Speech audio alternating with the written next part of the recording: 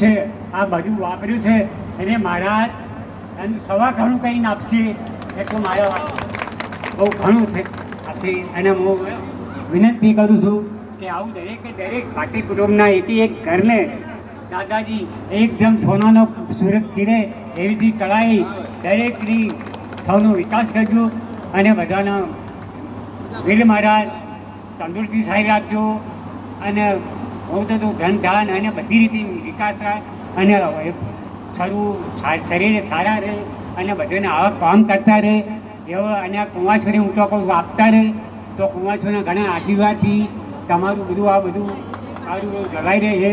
એટલે હું પણ ઘણા ખુશ થઉં છું અને અમને હું મારા વીર મહારાજ તરફથી હું તો ભો બોલું છું. બાકા વીર મહારાજે તો આવી ગયા પણ તો હાલ દીધો એમને તો બરાબર.